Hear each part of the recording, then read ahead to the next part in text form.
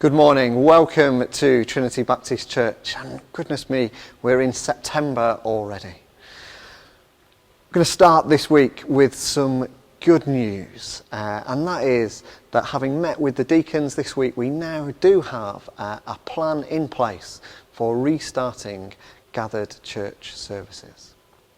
At the moment, we are planning on reopening on Sunday the 27th of September.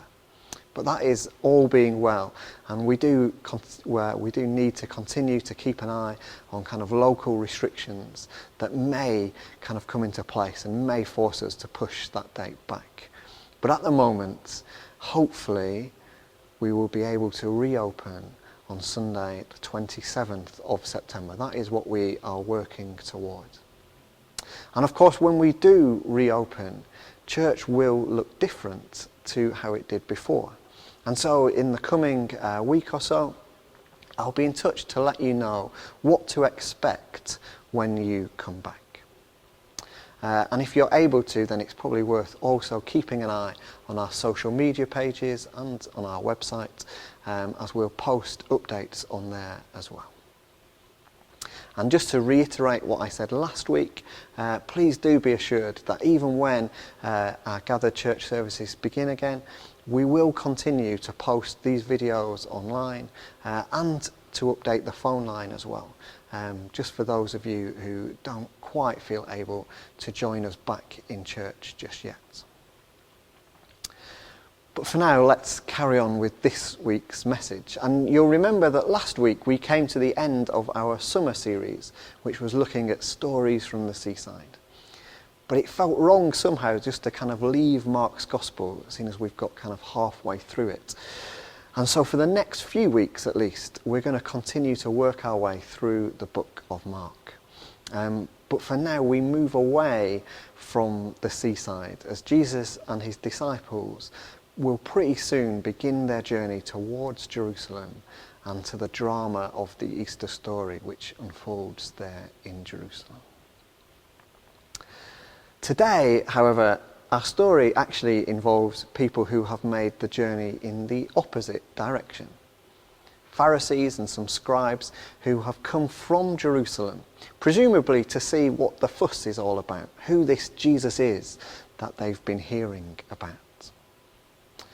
And if you want to read the passage for yourself, you can find it in Mark chapter 7, verses 1 to 8. But essentially, it is an argument about washing hands. At which point you might say, is there a more appropriate story for this year than a story about washing hands?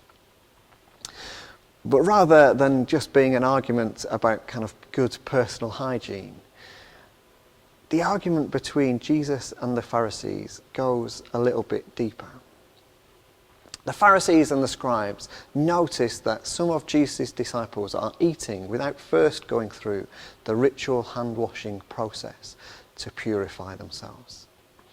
And so they ask Jesus, why do your disciples not live according to the tradition of the elders, but eat with defiled hands? Now that's not just a kind of simple inquiry, is it? That is a question that is loaded with accusations. They're essentially saying, who do you think you are that you and your disciples don't have to follow the rules? How is it that people can possibly trust you when you're not behaving in the right, the correct way? In reply, as is often the case, Jesus doesn't really answer the question that is posed. Instead, he responds with a rebuke from Isaiah, from Isaiah chapter 7, verses 6 and 7. He says, "This people honours me with their lips, but their hearts are far from me." He also calls them hypocrites, and he accuses them of abandoning the commandments of God in favour of human tradition. Now, at the heart of the argument is this ritual of washing hands before eating. as well as the ritual of washing food that was bought at the marketplace before eating that, and various other traditions which involved the washing of cups and pots and kettles and other things as well. But as we've already said, there is more to it than just that. See, the argument really is about how these rituals were being used. See, the basis for hand washing in Judaism was originally related to the temple service and sacrifices, as outlined in the book of Exodus. Exodus chapter 30, verses 17 to 21. And before going into the tent of meeting, Aaron and his sons were to wash their hands and their feet. But in the wake of the destruction of the temple, everything changed. There were no longer ritual objects and processes to be followed. But still, the rabbis didn't want to lose the importance of the hand washing, so they moved it to the dining room table or the home altar. In essence, they were attempting to bring the holy into everyday life. At some point, though, what was meant to be a life-giving practice became instead a means of designating insiders and outsiders. As we see in today's passage, it was being used to decide who was kosher, who was sound, who wasn't.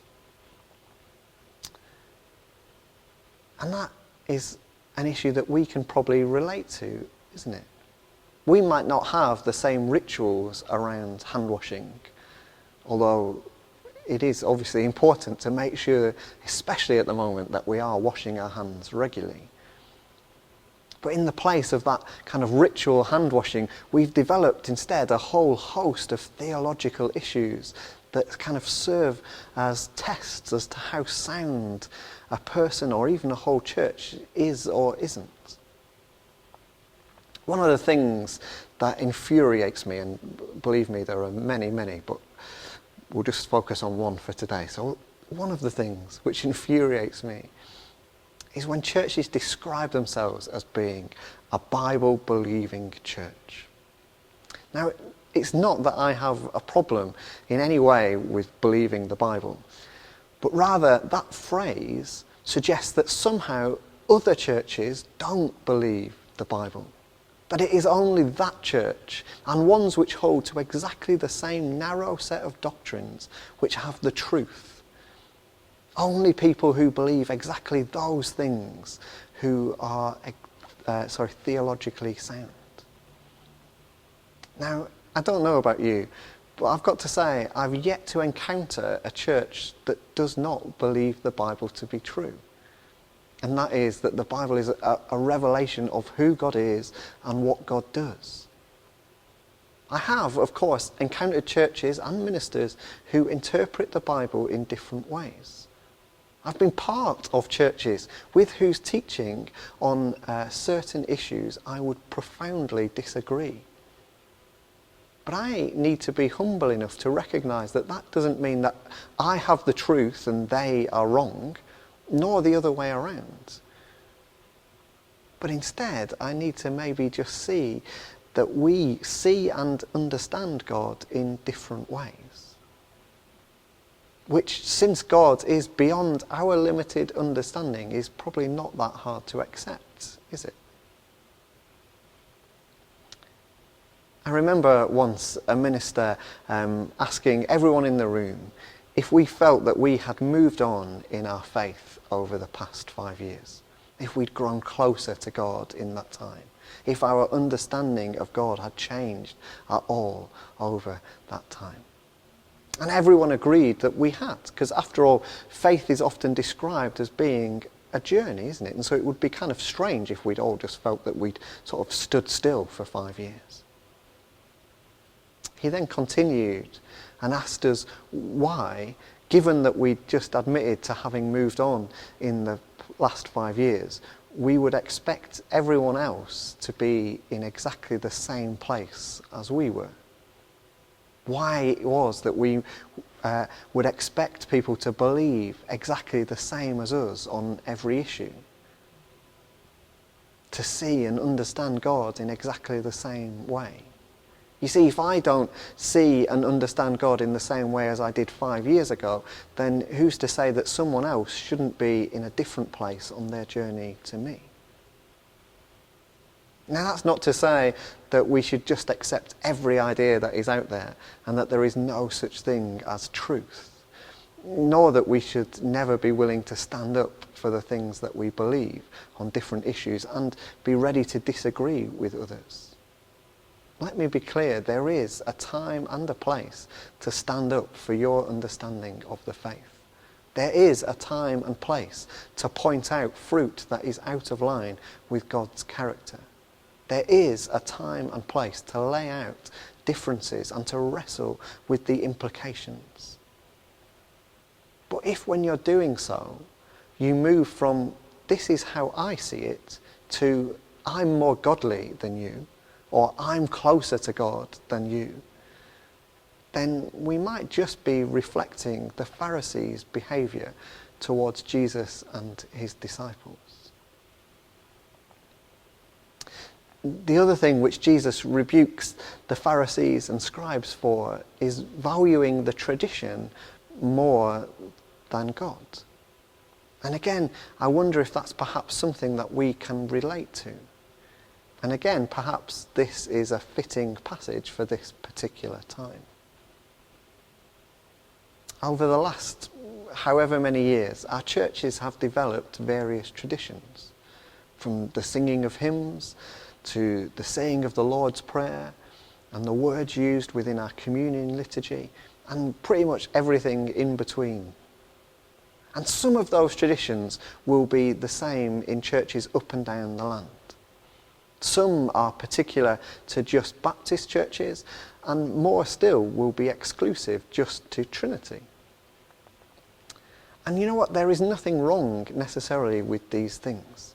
They are not bad in and of themselves. In fact, they can often be useful in helping us to make sense of what is going on around us, as well as being familiar and making us feel comfortable. However, it is when change comes that we often encounter a problem, isn't it? For instance, the church where some members refused to come unless there was at least one hymn played on the organ every week. Or the person who refused to take communion because it came before the sermon instead of after, as normal. Now, it may be that you're shaking your head in exasperation at these examples, or it might be that you find yourself nodding in agreement and saying, yeah, I can see where those people were coming from. And maybe it's best that I'm behind a camera and can't see your reaction. But I wonder what it is for you that is in danger of somehow becoming central, even sacred. Because you know what, if we're not careful, we can wind up missing the intended point altogether. As we get ready to come back into church, we need to recognise that things are going to be different. Some of the things that we love about church won't necessarily be able to happen. And even those that are there may look different to what we are used to. Hopefully, most of those changes will be just for a short season. But we probably need to accept that church will maybe never be exactly the same as it once was. And perhaps when we find ourselves getting angry or upset about the things that have changed, we need to stop and ask ourselves what it is about that thing that we miss. Was it just the way that it made us feel? Or was it something that helped us to connect with God in some way? And if so, do we need to adapt and find new ways of connecting? Because, as I'm sure Jesus would remind us, along with the prophets of old, that what we speak or the rituals we keep mean nothing at all if our lives are not orientated towards connecting with Him. In the same way, while what we do on the outside can enhance our faith, such practices also may have no bearing at all. It is finally what comes out of us that is a truer reflection of who we are, not what goes into us. And so might God grant us the wisdom to see what truly matters and what doesn't. And might we never be tempted to love the tradition more than we love the God to whom it connects us. Let's finish with a prayer. Lord, let our hearts not be far from you. Help us to reach out to others even when we don't see eye to eye. Let us tear down walls when we'd rather let them stand. Let the world know that we are your disciples, not because our hands are clean, but because they are soiled with the mark of your people. Amen.